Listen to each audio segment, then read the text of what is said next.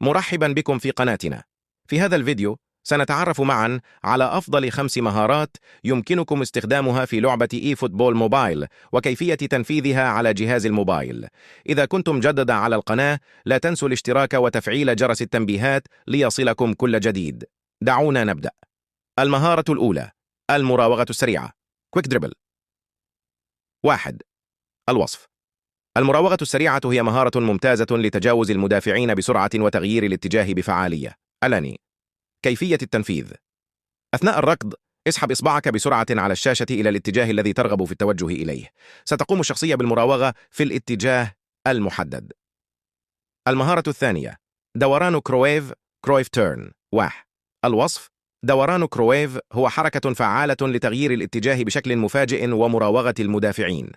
كيفية التنفيذ: أثناء الركض اسحب إصبعك بشكل نصف دائرة من الأعلى إلى الأسفل في الاتجاه المعاكس للحركة. المهارة الثالثة: التسديدة بالقدم الضعيفة ويك فوت شوت. 1.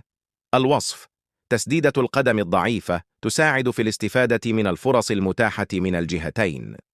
كيفية التنفيذ: عند الاقتراب من المرمى اضغط على زر التسديد شوت مع الضغط المستمر على زر التوجيه في الاتجاه المعاكس للقدم القوية للاعب.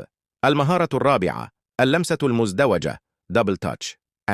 الوصف: اللمسة المزدوجة رائعة لتجاوز المدافعين في المساحات الضيقة. كيفية التنفيذ: أثناء الوقوف انقر مرتين بسرعة على الشاشة في الاتجاه الذي ترغب في التوجه إليه. المهارة الخامسة: تمريرة الهات وخذ 1-2 باس. 1. الوصف: تمريرة الهات وخذ هي طريقة فعالة لاختراق الدفاع بسرعة.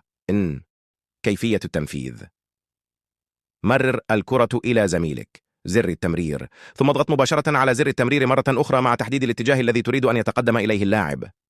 الخاتمة. كانت هذه أفضل 5 مهارات في لعبة إي فوتبول موبايل وكيفية تنفيذها على جهاز الموبايل. جربوا هذه المهارات في مبارياتكم القادمة وشاركونا في التعليقات بنتائجكم.